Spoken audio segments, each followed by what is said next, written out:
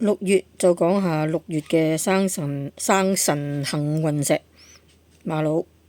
咁有時生辰幸運石咧就唔止一種嘅，咁通常6月都係話瑪瑙啦。咁呢件你就見到佢啲紋好得意嘅，同埋佢一個心形就磨出嚟噶啦，當然，但係啲紋路係天然嘅，即係呢度好似個八字咁啦，或者2個圈啦。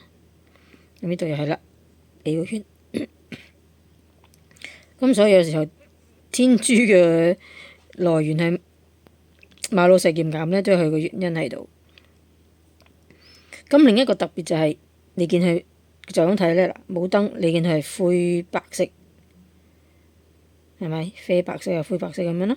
但係如果有燈嘅時候咧，佢喺底打落去咧，佢就係偏橙黃色。嗱，冇任何人為加工染色，完全冇，就係因為個燈光呢邊啦，都係一樣嘅啫，個顏色就會唔同咗咯。咁另外啦，唔知你有冇發覺，你打燈睇落去嘅時候咧，好似有啲樹葉仔咁樣嘅。咁呢個普遍喺好多有紋嘅瑪瑙咧都會出現。呢個樹枝狀，所以有時有啲瑪瑙叫樹枝狀瑪瑙啦，就你見到佢啲好似葉咁嘅紋路嘅。其實佢應該唔係紋路嚟嘅，佢係生成咯。咁但係佢又唔係軟猛礦喎，應該唔係啦，因為軟猛礦又唔係應該睇落去應該樣子似咯，我覺得係。但係我曾經都覺得瑪瑙同軟猛礦係可以喺埋一齊嘅，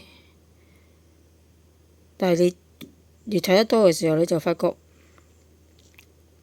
呢個只係一個樹枝狀嘅生長咯。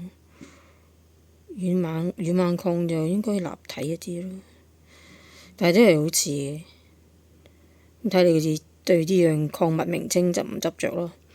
咁你跟住睇啲旋風紋咁樣咯，即係話佢天然嘅水晶啲紋路一定係亂生噶啦。咁呢件係其中一件心形嘅瑪瑙，6月生辰幸運石。好，拜拜。